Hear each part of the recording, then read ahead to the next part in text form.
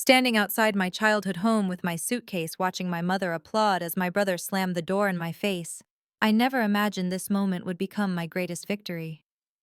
What started as the most humiliating day of my life, being cast out like unwanted trash while my family celebrated, would soon expose a web of lies so twisted that it would destroy everything they built on my back. Sometimes the people who hurt you the most end up handing you exactly what you need to bring them down. Before we dive into how I turned my family's betrayal into their complete downfall, I want to know, where are you watching from today? If you are ready to hear how someone who lost everything managed to serve the coldest revenge, hit that like button and subscribe, because this story has more twists than you can imagine. Trust me, you will want to stick around for every shocking detail of how karma came for my family in the most unexpected way. My name is Seraphina, and until 3 months ago, I believed I was the luckiest daughter in America. My family owned Morrison Valley Ranch, a sprawling estate in Montana that had been generating millions from premium cattle breeding and luxury guest experiences. I had spent my entire 28 years working 16-hour days alongside my father, learning every aspect of the business from feed logistics to client relations. Dad always promised the ranch would be mine someday since my older brother Marcus showed zero interest in anything requiring actual work. That Tuesday morning started like any other. I was reviewing quarterly reports in the ranch office when Dad called me into his study.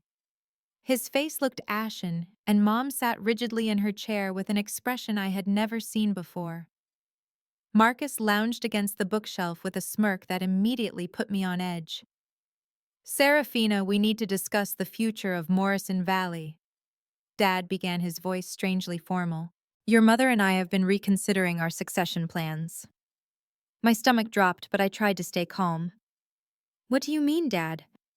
"We have always discussed how I would gradually take over operations." Mom spoke up with a coldness that shocked me. "Darling, we have realized that family businesses work best when they stay in the traditional male line. Marcus has shown renewed interest in ranch management." I stared at Marcus, who had spent the last decade partying through college, failing at 3 different careers, and asking our parents for money every month. Marcus. The same Marcus who told me last Christmas that ranching was for people too stupid for real careers. "People change, sis," Marcus said with that same infuriating smirk. "Maybe it is time for you to find your own path instead of riding our family's coattails."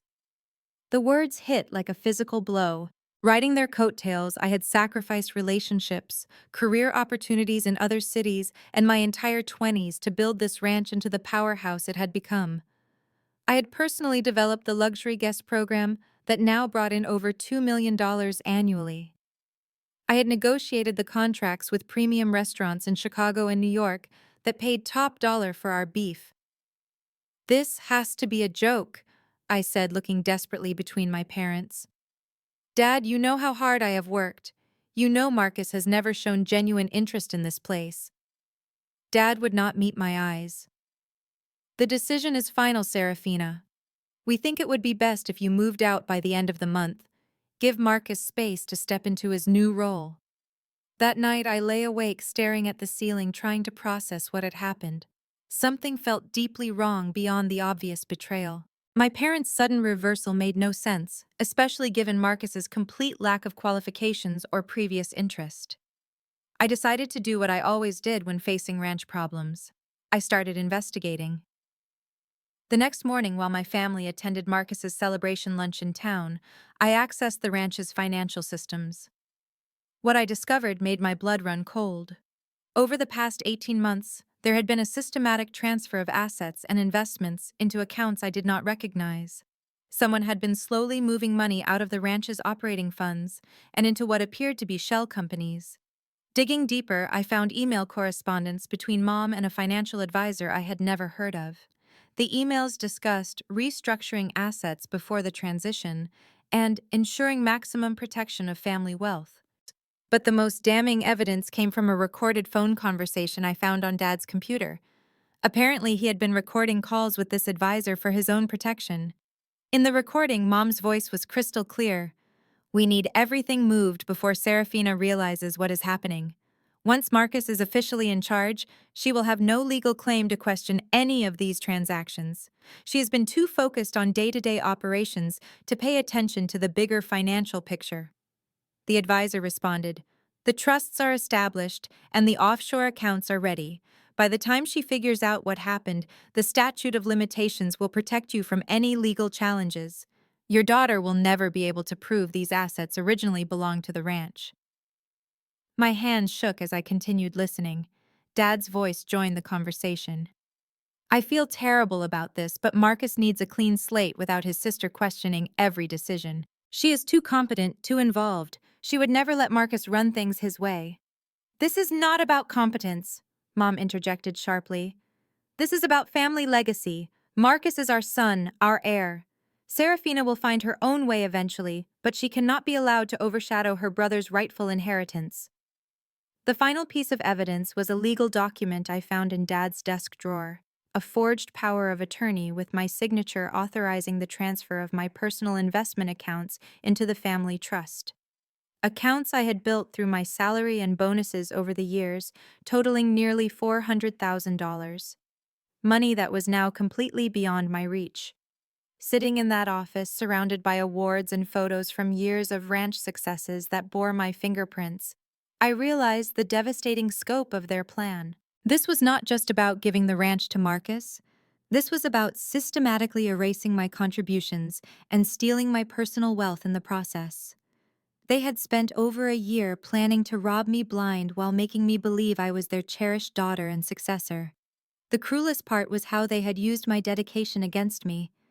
While I was working 18-hour days to improve ranch operations, they were secretly moving assets beyond my reach. While I was building relationships with clients and developing new revenue streams, they were ensuring I would never see a penny of the profits from my own work. When my family returned from lunch that afternoon, I was sitting in the living room with printouts of everything I had discovered. The look of shock on Mom's face when she saw the documents told me everything I needed to know. "How long have you been planning to steal from me?" I asked quietly. Instead of denial or apology, Mom's expression hardened into something I barely recognized. "We are not stealing anything, Seraphina. We are protecting what belongs to this family."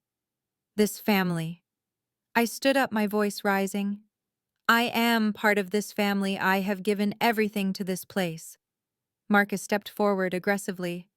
"Not anymore, you are not. Maybe it is time you learned your place." That was the moment I realized my family was not just betraying me. They were completely destroying the person they had raised me to be, and they felt absolutely no remorse about it. The confrontation that followed would forever change the trajectory of my life and expose the true nature of the people I had called family for 28 years. "You have been spying on us," Dad accused, his voice filled with an anger I had never heard directed at me before. "Going through private files, recording confidential conversations. This is exactly why we knew we could not trust you with the family business." I stared at him in disbelief. "Spying, Dad, these are ranch records. I have had access to these systems for 6 years because you gave me that access. I was doing the financial review that you assigned to me every month." Mom stepped forward, her face twisted with a rage that seemed completely disproportionate to the situation. "You always thought you were so smart, did not you? Always believing you were indispensable. Well, guess what, darling? This ranch existed before you, and it will thrive after you are gone." Thrive. I laughed bitterly, gesturing to the documents scattered across the coffee table. "You have been systematically looting the operating funds. The ranch is going to collapse within 2 years if this continues." Marcus grabbed the papers from my hands and tore them in half. "These are private family documents. You have no right to them anymore."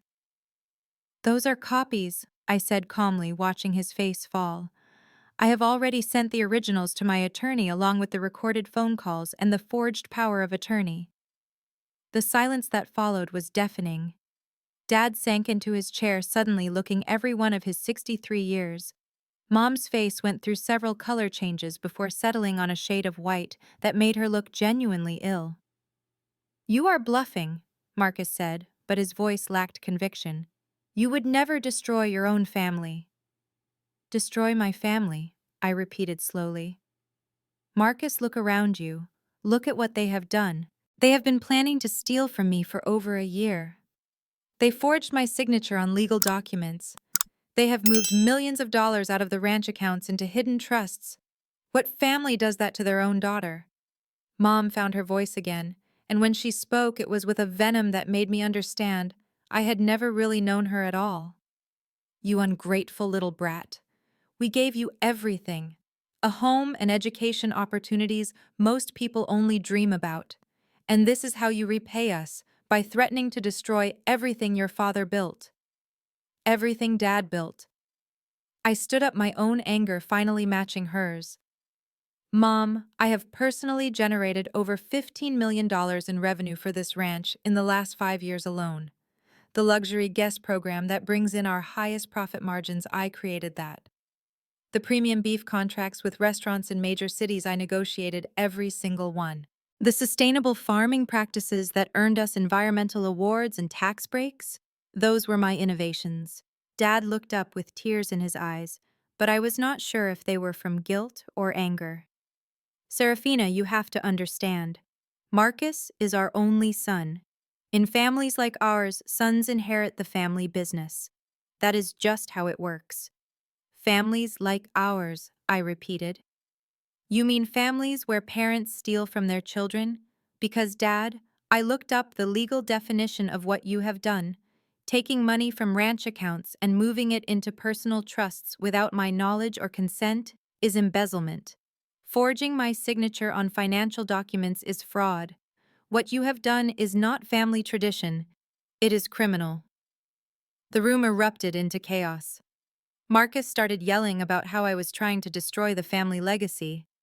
Mom screamed about my ingratitude and selfishness. Dad kept repeating that I was taking everything out of context, that they were just trying to protect the family assets. But their words washed over me like white noise, because I was finally seeing them clearly for the first time in my life. These were not people who loved me unconditionally. They were people who had used my love and loyalty to exploit my labor while planning to discard me the moment it became convenient. The breaking point came when Marcus grabbed my arm hard enough to leave bruises. You are going to march yourself to that attorney and withdraw those documents, or I swear to God, Seraphina, I will make sure you regret this for the rest of your life.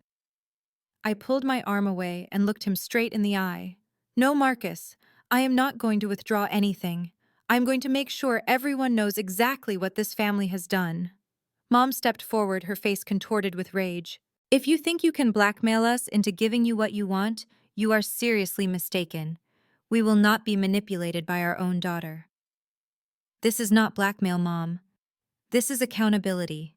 There is a difference. That was when she said the words that would haunt me for weeks afterward. If you go through with this, if you try to destroy your brother's inheritance with these lies and accusations, then you are no daughter of mine. You will be dead to this family. I looked around the room at these 3 people who had shaped my entire identity, who had taught me everything I knew about work ethic and family loyalty, who had convinced me that blood was thicker than water. And I realized that everything they had taught me was a lie designed to keep me useful and compliant. Then I guess I am dead to you, I said quietly, because I am not going to let you steal from me and call it family love. Marcus exploded. He started yelling about how I was an ungrateful parasite, how I had never appreciated anything they had given me, how I was trying to ruin his life out of jealousy. His words became more and more vicious until he was screaming inches from my face about how I was worthless, how I had always been the inferior child, how I would never amount to anything without their name and their money. When he grabbed my shoulders and physically shook me, something inside me snapped. I pushed him away with enough force that he stumbled backward. Do not ever put your hands on me again, I said, my voice deadly calm. But instead of backing down, Marcus came at me again, this time shoving me toward the front door. Get out. Get out of our house. No one wants you here. As I stumbled toward the entryway, struggling to keep my balance, I heard the sound that would echo in my nightmares for weeks, my mother clapping. Slow, deliberate applause, as if she were watching a performance she particularly enjoyed. "Excellent, Marcus," she said with satisfaction. It is about time someone put her in her place. Standing there with my face burning from humiliation and my heart breaking from betrayal, I made a decision that would change everything. I was not going to just expose their crimes, I was going to systematically dismantle every lie they had built their lives upon. The first 48 hours after being thrown out of my childhood home were the darkest of my life. I checked into a modest hotel in the nearest town, spending most of that time staring at the ceiling and trying to process the complete destruction of everything I had believed about my family and myself. But by Thursday morning, something had shifted inside me. The grief was transforming into something much more powerful and focused. I called my attorney, Janet Morrison, who had handled some ranch contracts for us over the years. When I explained the situation, her reaction was immediate and intense. "Seraphina, what you are describing is not just family drama. This is serious white-collar crime," Janet said during our emergency meeting. "The systematic transfer of assets, the forged documents, the breach of fiduciary duty, we are looking at multiple felonies here." She reviewed all the evidence I had gathered, taking notes and occasionally whistling under her breath. "This is actually more extensive than I initially thought.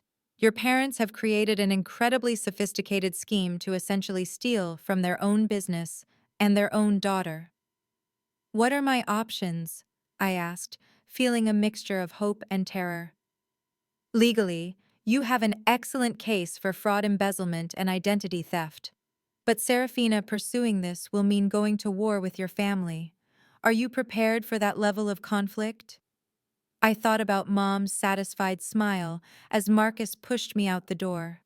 I thought about years of my unpaid overtime while they moved money into hidden accounts. I thought about my forged signature on documents I had never seen. "I am not just prepared," I told Janet. "I am committed."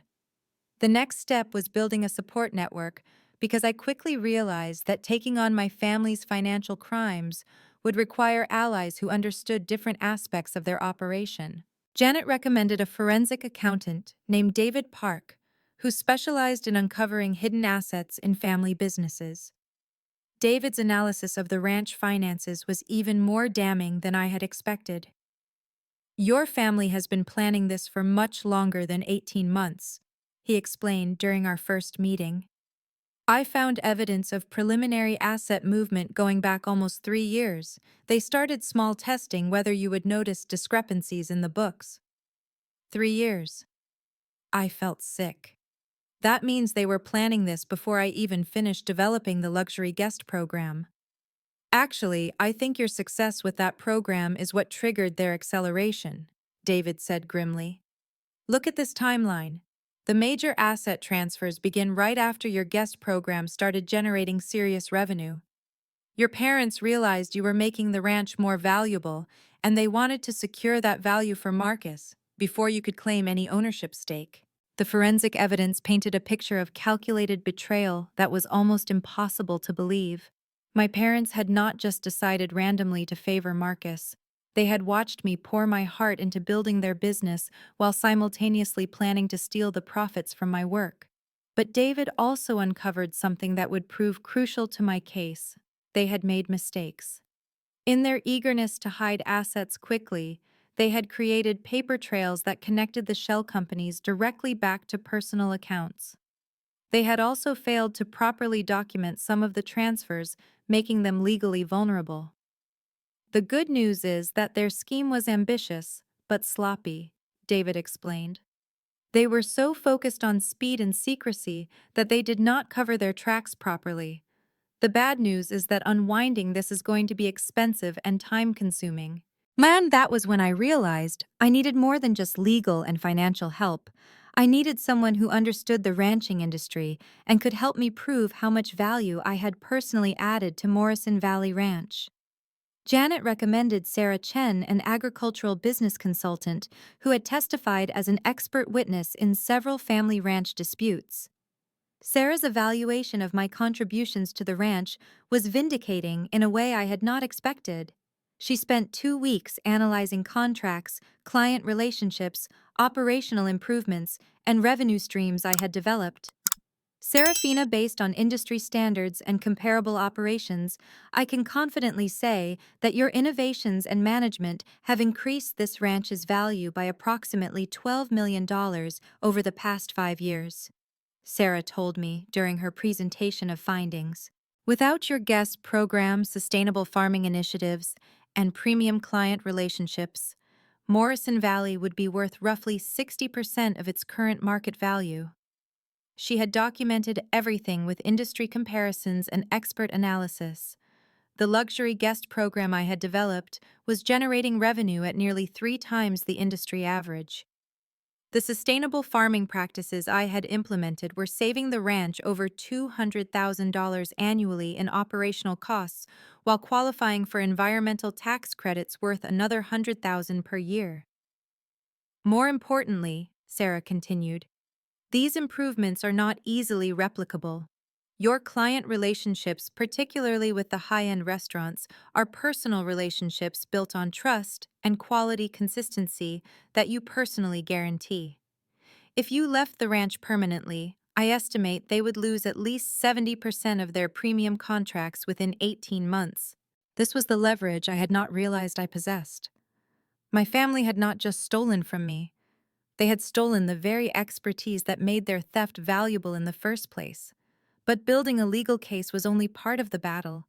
I also needed to protect myself emotionally and practically while this played out. That was when I reconnected with my college roommate, Elena Rodriguez, who had become a successful marketing consultant in Denver. You can stay with me as long as you need, Elena said without hesitation when I called her.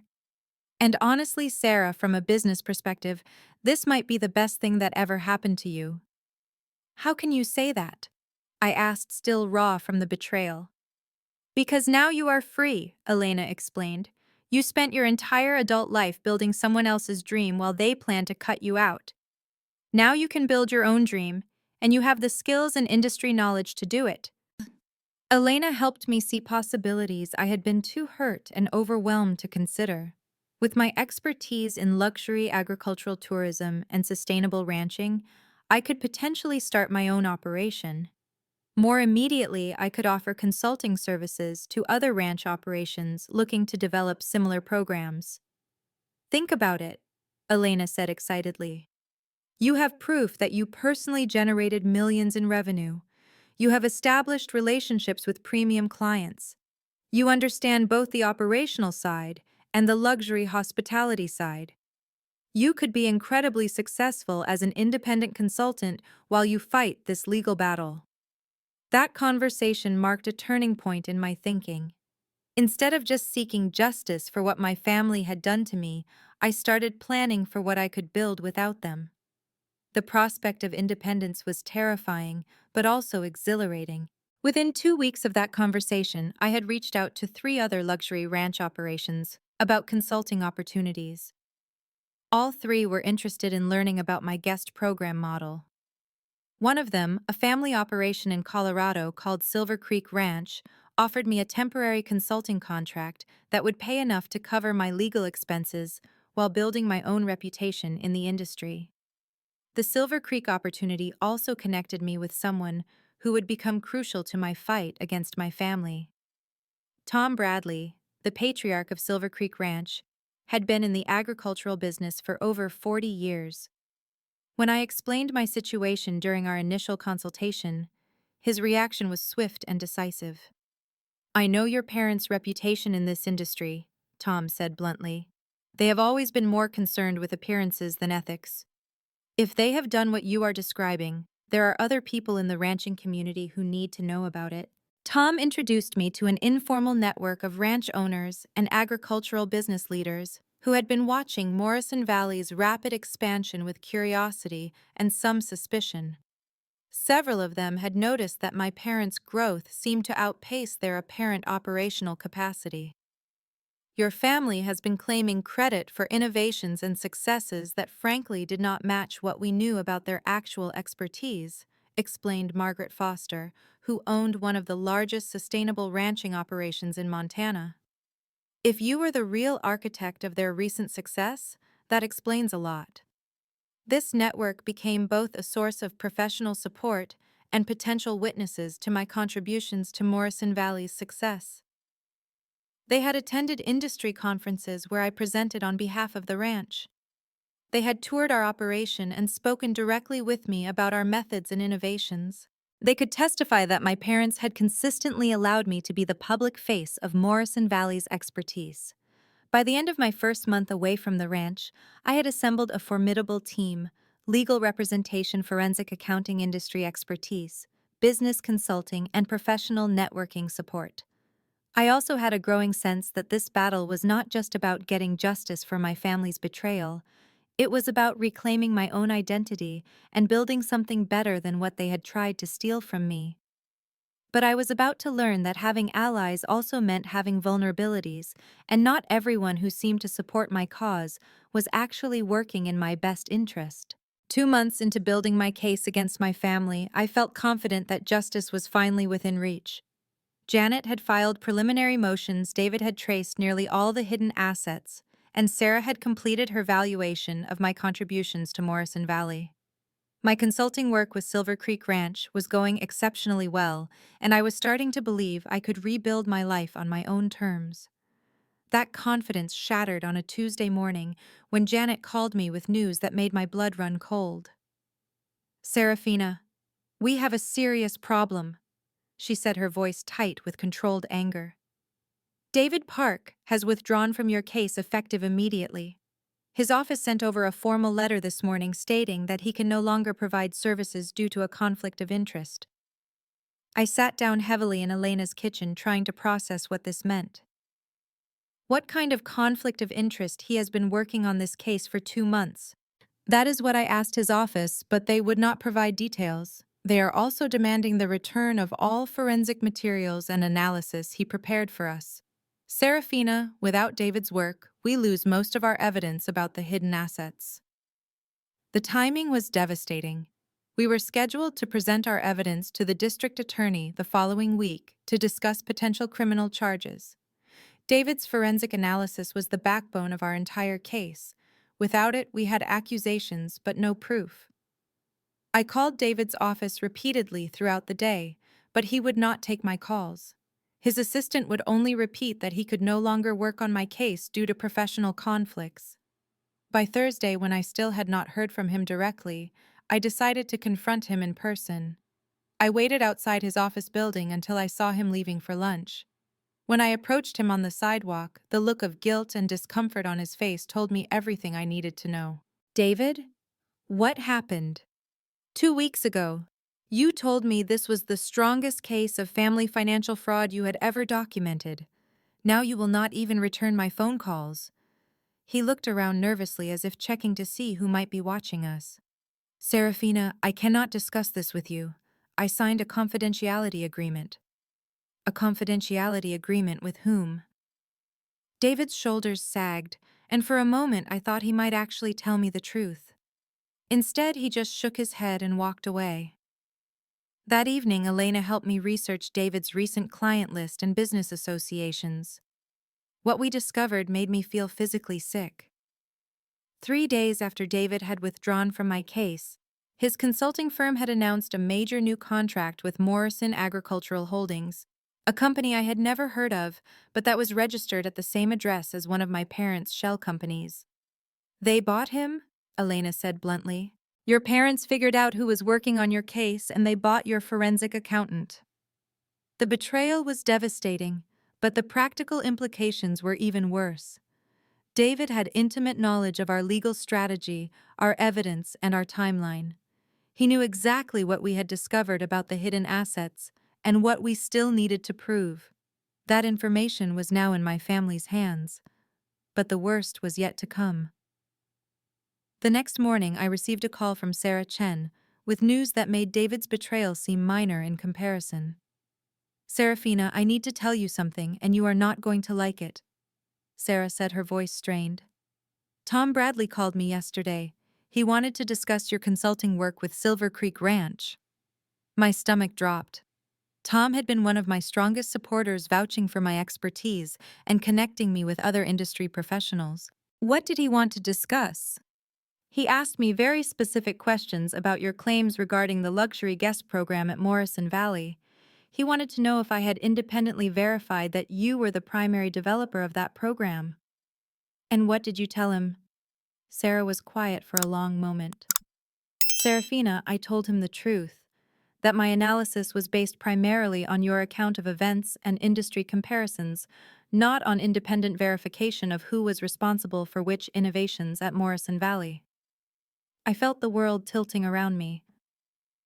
What are you saying? I am saying that Tom apparently received information suggesting that your brother Marcus was more involved in developing the guest program than you indicated. He also received documentation showing that your parents had been planning to transition ranch management to Marcus for several years, not just recently. The pieces clicked into place with horrible clarity. Tom is working with my family.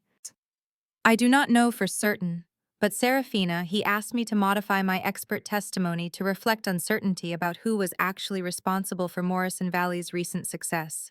He suggested that your case might be stronger if we focused on the financial irregularities, rather than making claims about your contributions that could be disputed. I hung up and immediately called Janet to tell her what had happened. Her response was swift and decisive. We are pulling out of any collaboration with Tom Bradley immediately, she said. And Seraphina, I think you need to consider the possibility that your family has been working to undermine your case from the beginning. That afternoon, I learned just how extensive their efforts had been. Elena had been doing her own investigation and discovered that Morrison Agricultural Holdings, the company that had hired David, was connected to a web of agricultural business consultants and industry professionals. My parents had apparently spent the last 2 months building their own network of allies and systematically identifying everyone who was working with me. They have been playing chess while you were playing checkers, Elena said grimly. They knew you would try to build a legal case, so they started building countermeasures. The most devastating revelation came when I reviewed the contract Tom Bradley had given me for consulting work with Silver Creek Ranch. Elena's marketing background helped her spot something I had missed. The contract included clauses that gave Silver Creek Ranch ownership of any methodologies, processes, or business strategies I developed during my consultation period. Sarah, they have been stealing your intellectual property, Elena explained. Every innovation you shared with them, every process you documented, every client relationship strategy you developed. According to this contract, it all belongs to Silver Creek Ranch now. I realized that Tom had not just been gathering information to undermine my case against my family. He had been systematically extracting my business knowledge and claiming ownership of my expertise. The consulting opportunity that I thought was helping me build independence had actually been another form of exploitation. That night, sitting in Elena's living room surrounded by legal documents and evidence files, I felt more defeated than I had even on the day my family threw me out. It seemed like every person I trusted, every alliance I built, every step toward justice I took, was being systematically undermined by people who were better at manipulation than I was at seeking truth. But Elena, who had watched me work through this betrayal with growing anger, had a different perspective. You know what, Sarah? This might actually be good news. Good news. I stared at her in disbelief. Elena, I have lost my forensic accountant. My industry expert is questioning my credibility, and my consulting contract has been stealing my intellectual property. How is any of this good news? She smiled grimly. Because now you know who your real enemies are. And more importantly, they have revealed how desperate and scared they actually are.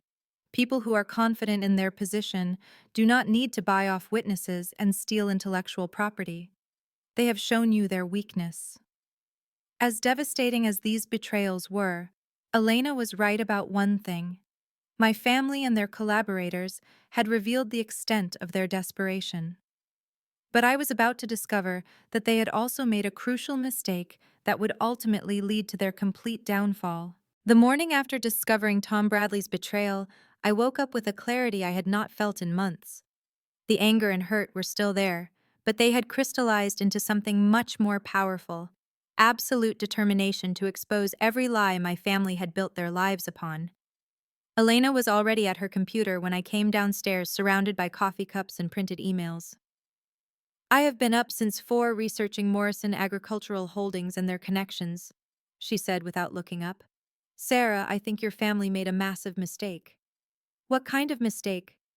She turned her laptop toward me, showing a complex diagram she had created connecting various companies and individuals. "They got greedy. Look at this. Morrison Agricultural Holdings did not just hire David Park, they also hired the law firm that Tom Bradley uses for Silver Creek Ranch. And they hired the same business valuation company that Sarah Chen recommended to you last month."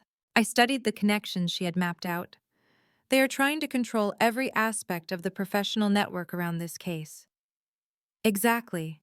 But here's the thing about conspiracy. The more people you involve, the more evidence you create.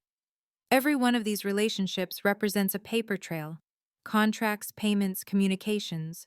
They thought they were being clever by buying off your allies, but they actually created a documented pattern of obstruction and witness tampering. Elena's analysis sparked an idea that changed everything. Instead of trying to rebuild my case with new professionals, what if I focused on proving that my family had systematically interfered with the legal process itself? I called Janet immediately. When I explained Elena's findings about the interconnected hiring patterns, her response was electric. "Seraphina, if we can prove coordinated interference with witnesses and expert testimony, that is not just civil fraud anymore. That is criminal conspiracy and obstruction of justice. These are federal crimes with serious prison time. What do we need to prove it? Financial records showing the payments, communications proving coordination, and ideally someone on the inside willing to testify about what actually happened." That last requirement seemed impossible until I received an unexpected phone call later that afternoon. The voice on the other end was familiar but strained. "Seraphina, this is Marcus." My brother's voice was barely recognizable. Gone was the arrogant confidence from our last confrontation. He sounded exhausted and frightened. "Marcus, what do you want?" "I need to talk to you. In person. There are things you need to know about what Mom and Dad have been doing." Every instinct told me this was another trap, another manipulation. But something in his voice made me agree to meet him at a neutral location, a coffee shop in the town between Morrison Valley Ranch and where I was staying with Elena. Marcus looked terrible. He had lost weight, his clothes were wrinkled, and his hands shook slightly as he held his coffee cup. When he started talking, I understood why. "Sarah, I need you to know that I did not know." He began, his voice cracking. "When they first told me about transferring ranch management to me, I thought it was because I had finally gotten my life together. I thought maybe they had seen me working harder, taking more interest. But that was not it." He shook his head miserably. "Last week, Mom sat me down and explained what they had really been doing. The shell companies, the asset transfers, the forged documents. She laid it all out like she was proud of it. She said it was all to protect my inheritance from your grasping ambition." I felt a mixture of vindication and sadness. "So you knew about the fraud?" "Not until recently, but Sarah, it gets worse. Mom has been systematically destroying evidence. She burned boxes of financial records last weekend, and she has been pressuring Dad to transfer even more assets out of the ranch accounts before you can get court orders to freeze them." Marcus pulled out his phone and showed me a series of text messages between him and our mother. The messages were explicit about hiding assets and eliminating evidence. One message from Mom read, "Make sure your father understands that Seraphina cannot be allowed to destroy everything we have built for you, whatever it takes." "Why are you showing me this?" I asked. Marcus was quiet for a long moment, staring into his coffee.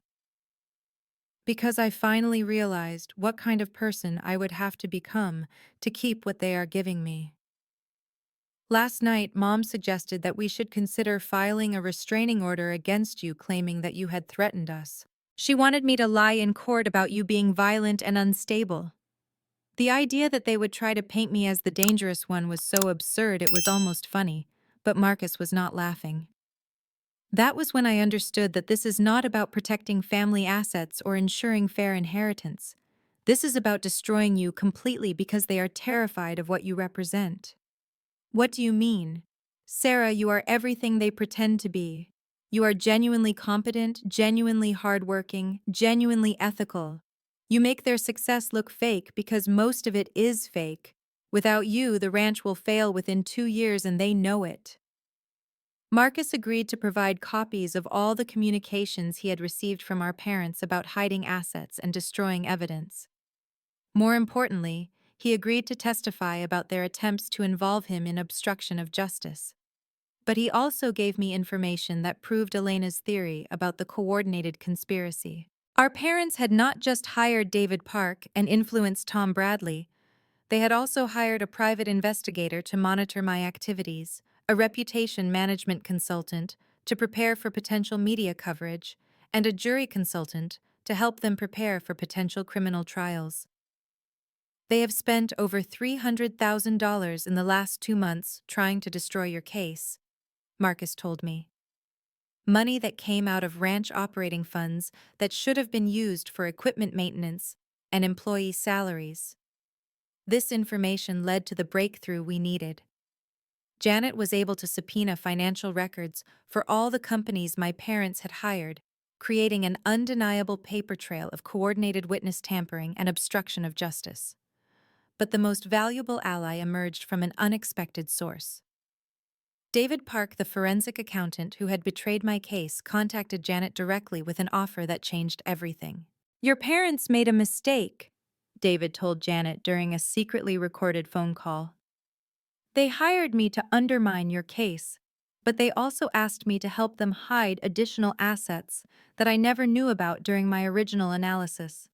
What they are asking me to do now is not just unethical, it is criminal, and I will not risk my professional license for their fraud." David provided Janet with complete records of every conversation he had had with my parents since withdrawing from my case. The recordings proved that they had not just hired him to stop working for me, they had hired him to actively participate in hiding assets and destroying evidence. With Marcus's testimony about the family's coordination and David's evidence about the ongoing conspiracy, we finally had everything we needed. But more importantly, we had proof that my parents' crimes had escalated far beyond their original theft. In their desperation to cover up their betrayal, they had created a criminal enterprise that involved multiple felonies and numerous co-conspirators. The net was closing around them, and they had no idea that their own son and their own hired expert were about to hand us the evidence that would destroy them completely. 6 months after my mother clapped, as Marcus pushed me out of our family home, I stood in a federal courthouse watching my parents being led away in handcuffs. The image of Mom's satisfied smile from that horrible day was forever replaced by the sight of her crying as FBI agents read her rights for conspiracy, wire fraud, money laundering, and obstruction of justice. The final confrontation had unfolded with devastating swiftness once we presented all our evidence to federal prosecutors. The coordinated witness tampering, the systematic asset hiding, and the ongoing conspiracy to destroy evidence had elevated what started as family financial fraud into a federal criminal case with mandatory minimum prison sentences. Dad received 8 years for his role as the primary architect of the financial scheme.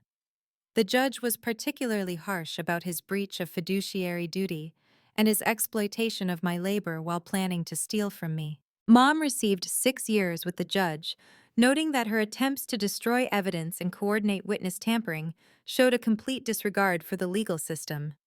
But the most satisfying moment came when the judge addressed the restitution. Not only were all the stolen assets returned to the ranch accounts, but my parents were also ordered to pay additional damages for the emotional distress and lost opportunities their fraud had caused me. Morrison Valley Ranch, valued at approximately $18 million after my contributions, was placed in a trust with me as the sole beneficiary. Marcus, who had cooperated fully with the prosecution, received a small settlement from the estate, but formally renounced any claim to ranch ownership. "I do not want anything that was built on lies," he told me during one of our reconciliation conversations. "I would rather start over and build something honest than inherit something stolen." Marcus enrolled in a business management program and moved to Oregon, where he is slowly rebuilding his relationship with himself and with me.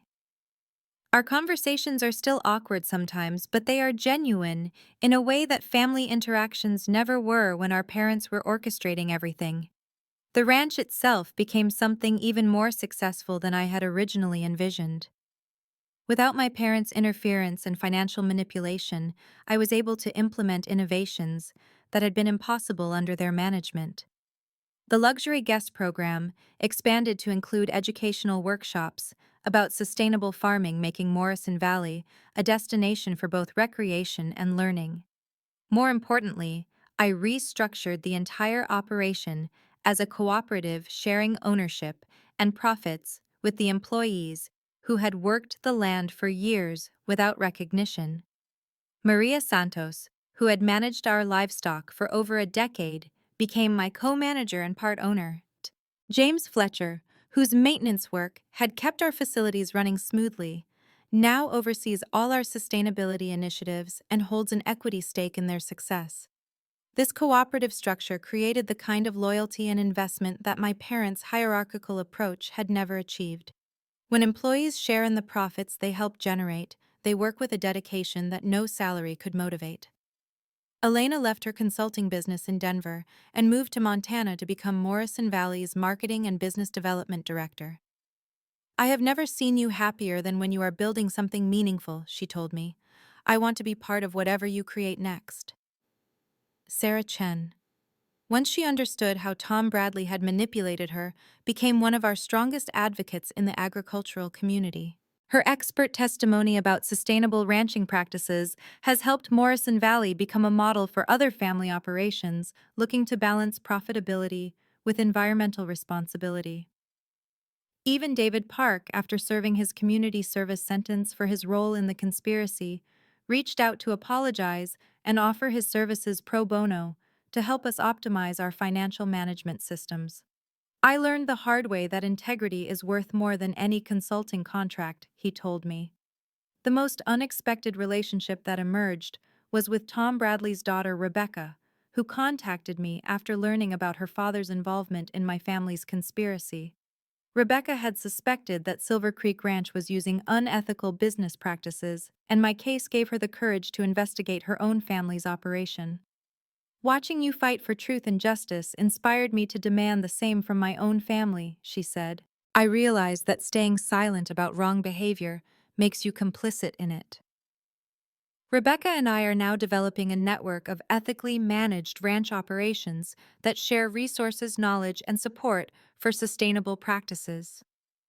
We call it the Honest Land Alliance, and it is growing rapidly as more family operations realize they can be profitable without compromising their values. The legal victory also opened doors I had never imagined. I was invited to speak at agricultural conferences about both sustainable ranching and ethical family business management. Universities have asked me to develop curricula about preventing fraud in family enterprises. I even wrote a book about the experience, with all proceeds going to support legal aid for other family members facing financial abuse. But the most meaningful change has been internal. For 28 years, I had defined myself through my family's expectations and approval. Their rejection forced me to discover who I was when I stood alone, and that person turned out to be stronger and more capable than I had ever imagined. The family I have built now, Elena, Marcus, Maria, James, Rebecca, and all the others who chose to stand with honesty rather than convenience, feels more real and supportive than the biological family that raised me. We chose each other based on shared values rather than shared genetics, and that choice creates a bond that betrayal cannot break. Looking back, I realized that the worst day of my life was actually the beginning of my real life. Being pushed out of that house freed me from a system designed to keep me small and useful. The betrayal that nearly destroyed me ultimately revealed my own strength and introduced me to people who value authenticity over appearance. My parents spent years teaching me that family loyalty meant accepting whatever treatment family members decided to give you. But I learned that real loyalty, to yourself and to people who deserve it, sometimes means walking away from toxic relationships and building something better with people who share your values. Morrison Valley Ranch is now more successful than it ever was under my parents' management, but more importantly, it operates with the kind of integrity that makes success meaningful. Every day I work alongside people who chose to be here, who share in what we build together, who know their contributions are valued, and their voices are heard. Sometimes people ask me if I regret exposing my family, if the legal victory was worth losing my parents forever. But I never lost my parents. I just finally saw them clearly. And what I built in place of those illusions is so much better than what I thought I was defending. Have you ever had to choose between family loyalty and personal integrity? Have you ever discovered that people you trusted were working against your best interests? I would love to hear your stories in the comments below. Sometimes knowing we are not alone in facing these impossible choices makes all the difference. If this story resonated with you, please like this video and subscribe for more tales about standing up to family manipulation and building authentic relationships. Share this with anyone who might need to hear that they deserve better than toxic family dynamics, and remember that sometimes the family we choose is stronger than the family we inherit. Thank you for joining me on this journey from betrayal to empowerment. I hope my experience reminds you that your worth is not determined by how others treat you, but by how you choose to treat yourself and others when faced with difficult decisions.